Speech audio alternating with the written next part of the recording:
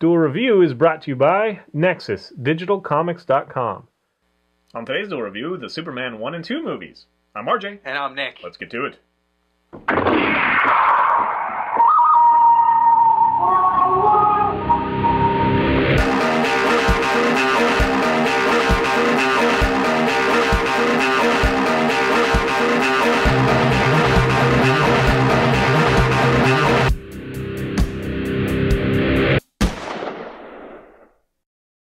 Holy crap, today is 1st of February, and we're taking a look at Superman 1 and 2. That's right. And the first one came out... This is Nick's. Yes, that is mine, and that has 1 through 4 on them. I got that because Superman Returns had just come out, and I really liked Superman Returns, which we'll do in 2 or 3 weeks, I don't know when. And so I get it cheap now. I got this, and I love these movies. I do, even the crappy ones. I love. And you wanted to kind of split them, possibly because 1 and 2 are more serious tone, and right? 3 and 4. Well, I'm going to get into why 1 and 2 are different than 3 and 4. We're going to do 1 and 2 this week, obviously, and 3 and 4 the next week, and then Superman Returns hopefully the week after if we decide to do it.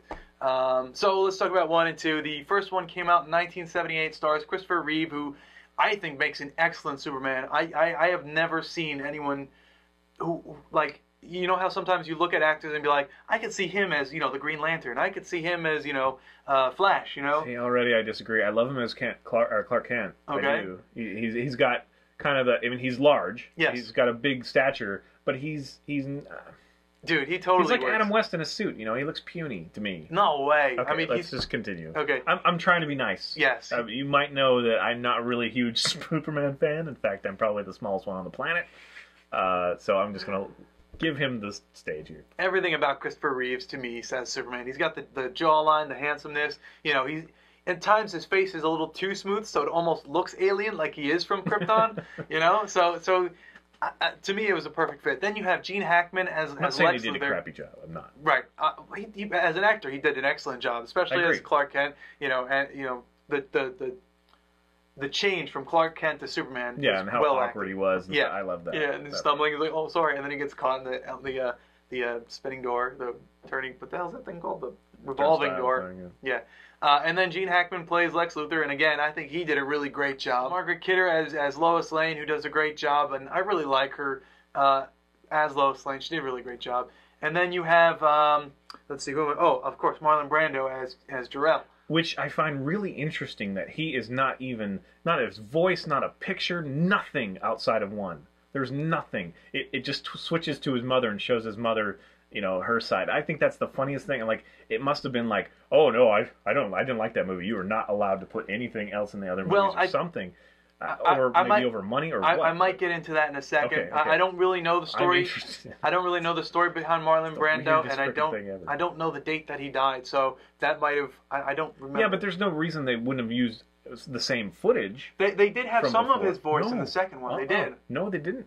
There was this big plastic face, and it was like talking. In any case, so number 1 follows Superman from Krypton to the Daily Planet. Daily Bugle is Spider-Man. So it follows that story, plus his first encounter with Lex Luthor, and Lex Luthor's goal is to send missiles to the fault line of California to break it off so that he owns the richest part of the land. Yeah, he gets his new coast. He's buying up all the land, so he sinks what's California so that what's left becomes the coast, and he owns all that. Right. Well, I will say right now, just real quick, I hate that the theme to Lex Luthor came from his bumbling idiot minion. Yeah. They just kept that for Lex Luthor. That does not fix Lex Luthor at all. It's like, yeah. That's not Lex Luthor. That's that idiot guy who's, only in the second movie. He was in 2 movies. Yeah, he was in 2, yeah. So he was funny though. I mean, yeah, I just hate that the theme for Lex Luthor came from that. But it kind of adds to, like, I'm the bad guy and I'm really serious, but it's kind of playful. And that was one of the things. The director, Richard Donner, who did The Goonies and Lady Hawk, and I love Lady Hawk. Yeah. And Goonies, actually. Lady Hawk, the soundtrack. Oh, yeah. Right. But he said that he wanted to where everyone was saying we need to do a campy Superman, he was like, no, we have to have a grounded Superman. This has to be realistic. So he did the best that he could to make it realistic. And while he was working on Superman 1, he was also doing Superman 2. So, obviously because you have in Superman 1 you have that scene where the three Kryptons are put into the Phantom Zone, the glass thing that flies into space. Which freaked me out as a kid. Yeah. So you have these, that creeped you out? Hell yeah. That was the only thing that did. Like, I just thought that was the creepiest thing. I don't know why. Being stuck in glass? Yeah, I could see that. I think that I didn't understand special effects, so like to see that they were like, there's nothing, when it spun, it was just weird. Anyway, I will say that I was a fan of these first two when I was a kid. I never saw 3 and 4 when I was a kid. Right. Okay, so where was I going? I don't know. So, in any case, these first two ones were officially going to be done by Richard Donner, but after the first one, there was some issues, and he said that he wanted someone to leave, but the person who was the person producing the film said, no, you can't have that, and so Richard Donner left, and his subordinate took his place. What's his name? Richard Lester. So Richard Lester took his place, and that marked the downfall of Superman. So Superman 1 was great because it was all Richard Donner. Superman 2 was great because Richard Donner had a hand in it before he got left, and then the rest became Richard Lester, and that's where it kind of became more campy, more colorful, more silly. Which, funny enough, I actually like the third one the best, just because it's Richard Pryor. I like Richard Pryor, and I like some of the stuff that's going on there, and yeah, I enjoy that. I wish that Lex Luthor was in there because I do enjoy Gene Hackman as Lex Luthor. Though he comes back in the fourth one. But anyway, we're talking about the first two this time. So I think that's where the difference between 1 and 2 and 3 and 4 is, and plus that might be why Marlon Brando didn't come back to do the second one. But again, I don't really know. So you have the first one. I talked about the plot. The second one's plot is you have the 3 Kryptonians who were imprisoned in the Phantom Zone. They've been hit by a beam of light. What the hell was it? Something was. Well, in any case, they break free, and then they follow the trail of Kal-El's ship, and they make it to Earth, and they become the rulers of Houston, which they thought was the name of the planet. They take over and all this stuff, and Superman has to defeat them, and it's a lot of things. And that one has some interesting, some problems. The biggest problems, I say, are, one, you have telekinesis, which was never one of Superman's powers, but I can understand that because filmmaking back then was a little different then. You didn't have all the cool special effects, that you might not have been able to do what you really wanted to do, so you kind of dumb it up and say telekinesis, but that's kind of a cop-out. The second thing that made absolutely no sense was, at some point, Superman goes into a chamber to lose all of his powers for Lois Lane, and his mother made it very clear that he cannot, once you do this, it's over, and then suddenly he has his power back, and he does the same thing to, I guess that's a giveaway. To me, it's the same thing that Superman's always suffered from, is they throw in everything, and so there's no suspense, so they have to break some rule. But, I mean, that was, he went and got the green glowy thing from his pod, or whatever. But then that came back in the later ones to be like his one-time use thing that was still there. So it's like, that's unfortunate. Plus, they never explained, whatever. They didn't explain how he could switch the chamber, you know what I mean? Like, they never explained any of it, and whatever. Have we finished with the story? I did enjoy the other actors, even though it was very over the top. Right. So the other actors for number 2. Don't say Kryptones again, because it makes me think of croutons and I get hungry. Kryptonian. They're Kryptonians. So the other Kryptonians are you have Terrence Stamp as Zod, Sarah Douglas as Ursa, and Jack O'Halloran as Non. And Jack O'Halloran was a boxer before he became an actor, so that's probably why he doesn't talk. Yeah, but I love his little noises. Yeah. So these two, in my opinion, are the better of the 4 because they're more Superman than the other ones, because the other ones are just kind of, they 3 and 4 have more of a comedy to them than what they really should have had. It's funny that they all have, I'm getting back to the special effects, they have a mixture of good special effects and horrible special effects. And it's odd that they did that, because I know they were definitely capable of better at the time than some of the things they do. So yeah, I mean, and there's clearly a lot of use of models and things like that, but some of them are almost passable, you know what I mean? And then other ones just look ridiculous, you know, the Earth or whatever. And it's one of those movies that, to me, I'm not a huge fan of Superman. I like things to be somewhat believable and follow some kind of continuity. This does not follow in continuity, but Superman never really has. I mean, I know some of you are going to shoot me because you think, oh no, whatever.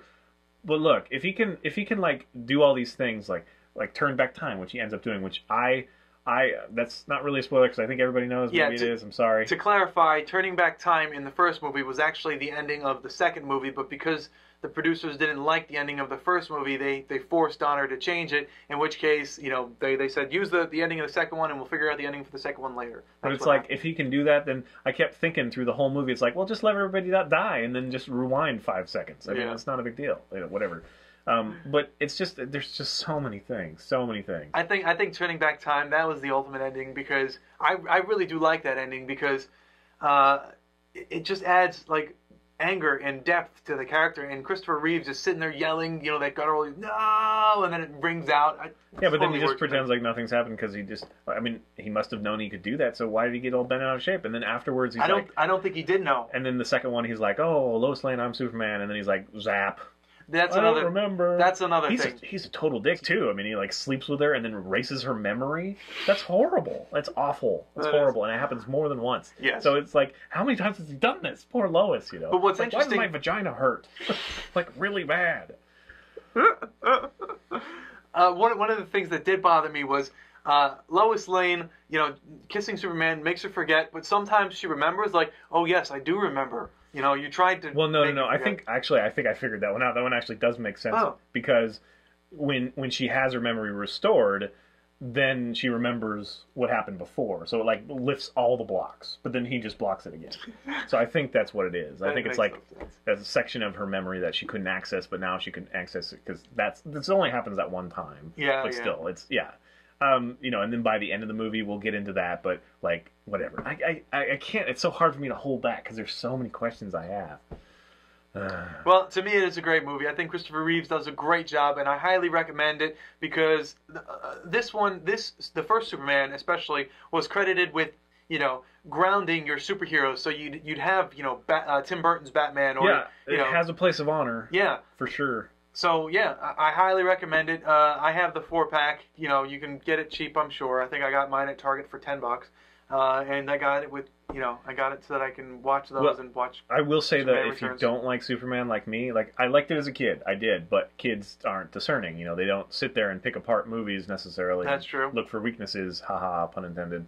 And I do now, and if you don't like Superman, there's nothing in these movies that'll change your mind. I almost guarantee you, there's nothing.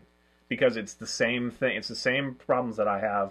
The Thor complex, and that they just throw everything in there, and why doesn't he do this if this happens to him? Because it would be much quicker, much easier. There would be no suspense because he would be able to do that. I always thought it was funny. Sorry. Like the kryptonite, you know, thing, like the thing around his...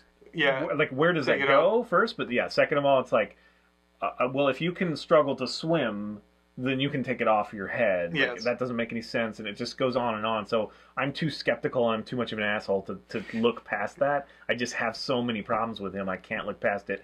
But it was funny to sit there and mock it with my wife. Like, honestly, that was fun. And I do, again, it has a place of honor because it did start the chain. It's Superman, and it's still Superman. And I wish that, like, Bizarro had been in there, and that's 3 and 4. But I wish that was the case, and, like, they had used a little bit more of the lore, because at least then it would have been like, oh, well, I kind of know this character, and that's kind of fun. It's grounded, yeah. Yeah, I mean, whatever. I know a lot of people are going to hate this, you know, me saying this because they grew up with it, and they're so loyal to it, but I really think it sucks. I hate it so much. I love him. I love Superman. I love these Superman. I love Christopher Reeves. I like Christopher Reeves too, but I think everything in those movies, I mean, I guess personally, I must revert to my childish self where I kind of overlook these things because I'm just so enthralled with the things that he does, you know. So I guess that's it. It's got to be, right? I guess. I don't buy any of it, so it's fun. I like it. Too skeptical. But I mean, because, you know, if you really break it down, the script's not that good. The directing isn't that good. I mean, you know, there's plenty of bad stuff that happens, whether, you know, like, it looks like, just use that take. You know what I mean? and then there's gigantic holes in the Plot. Yeah, the plot, and then the scenery. You know, the whole model thing and the special effects aren't good. So as a whole, it's just not an equivalent of a great movie of the era. It just doesn't quite fit. It's just that people are so emotionally attached to Superman, they love him, or they grew up with this, so it's perfect. You know what I mean? Like, and I probably fall subject to that in other things as well. I mean, I'm not totally a callous jerk, but to this, it just doesn't work on me anymore. And I see all the little flaws, and I just like, how can people like this movie? Like, really? I like it. There's some fun to be had. Yeah. And he likes it. I mean, a lot of people do. I know I'm the weird one, but okay. Please subscribe to our YouTube channel and follow our great playlists. Game Live's been a lot of fun. Yes, it has. And please leave comments. We love comments. And you can help support us by buying our wares at spiderwolf.com. That's right. T-shirts, a card game, art print, short stories, and more. See you later. Yes! I was hoping you'd get this one. Bye! Something Superman.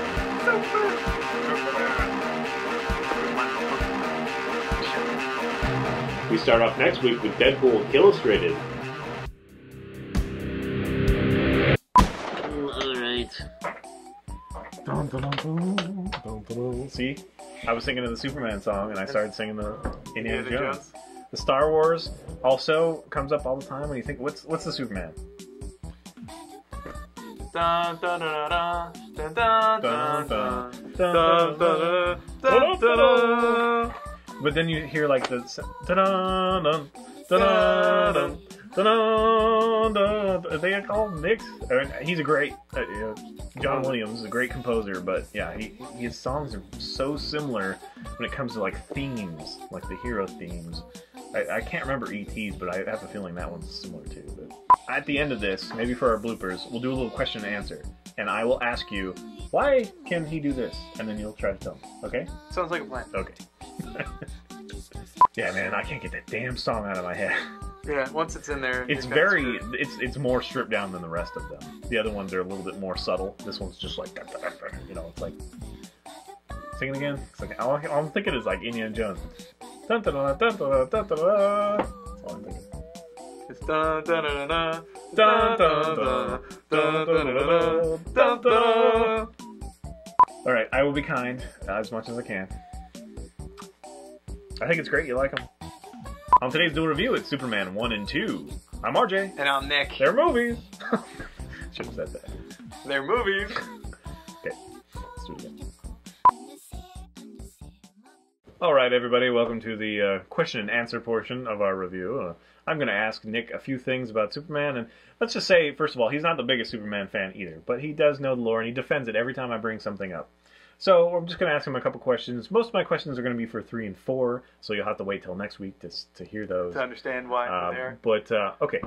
So I touched upon this in our review, the kryptonite thing. What makes kryptonite so difficult for him to take off his chest when he can clearly swim and keep himself afloat a little bit? And couldn't he just like roll over and the kryptonite fall off? Well, I don't know how to. It weakens him. So if he's within proximity, he gets weak, and the closer that he gets to it, the weaker he becomes. So essentially, in that one scene where he's swimming, he's not supposed to be able to tread water because he has no energy. It just saps all the energy out of him. So he really should have just been like and died. But you can't kill. So Superman. he essentially goes limp. Yes, essentially. So he couldn't even roll over. Kind of, yeah. So, okay, well, does all the air go out of his lungs? We don't know what he breathes. Okay, that's another question coming in 3 and 4. Okay, well, okay, I'll give you that one. Let's go on to the next one. So, he can fly. Yes. Okay, we got that. I know that he, like, manipulates his density. Is that what he's doing? Right? His density, no. Okay, well, what is he doing? His flight comes from his electrical field. Everyone has an electrical field around him, but his, because of the power of the yellow sun, he can manipulate it. So essentially, his electrical field is like gravity. It's like a gravitational field that, you know, he can manipulate to bring him up and bring him down, bring him forward, bring him back. Okay, and he can extend that to anything that he touches? Is that the deal? He can lend some... Because why can he fingertips Lois Lane and she flies just See, fine? that to me, that's, I mean, he can extend his field. I think everyone can. When I touch you, my field is kind of becoming part of yours, which is why people say that we're always one. We're always one with everything else. Okay. Because our electrical fields touch.